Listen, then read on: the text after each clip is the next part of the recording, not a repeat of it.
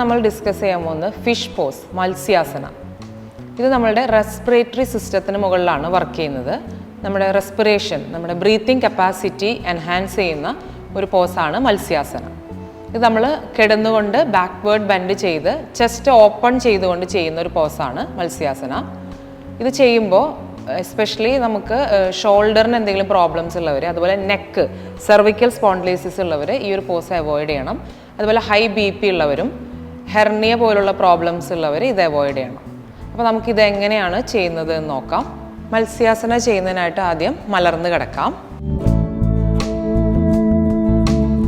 കാലുകൾ സ്ട്രെയിറ്റ് ചെയ്ത് മലർന്ന് കിടക്കുക. കൈകൾ രണ്ടും ബോഡിയുടെ ഇരുവശത്തായിട്ട് വെക്കുന്നു.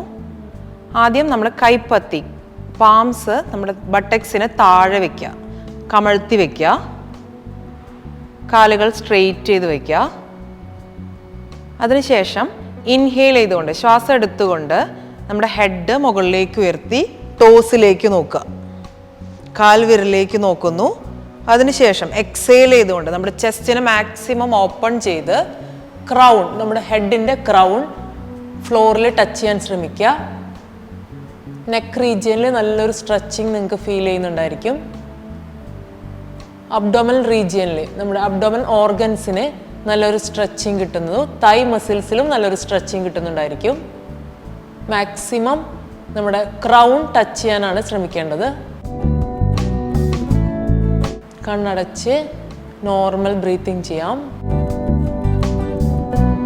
ഇനി ഇൻഹേൽ ചെയ്തുകൊണ്ട് സ്ലോലി നമ്മൾ എങ്ങനെയാണോ പോസിലേക്ക് പോയത് അതുപോലെ തന്നെ നമ്മൾ ഹെഡ് ഉയർത്തി ടോസിലേക്ക് നോക്കുക. സ്ലോലി എക്സേൽ ചെയ്തുകൊണ്ട് മലർന്ന് കിടക്കാം. കൈകൾ സ്ലോലി റിലീസ് ചെയ്യുന്നു.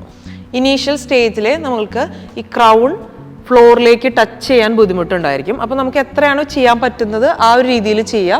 ഒരിക്കലും ഒരുപാട് സ്ട്രഗിൾ ചെയ്തുകൊണ്ട്, സ്ട്രെയിൻ എടുത്തുകൊണ്ട് ചെയ്യരുത്. ഞാൻ ഒന്നുകൂടെ കാണിക്കാം. കൈകൾ രണ്ടും ബട്ടക്സിന് താഴെ വയ്ക്കുന്നു.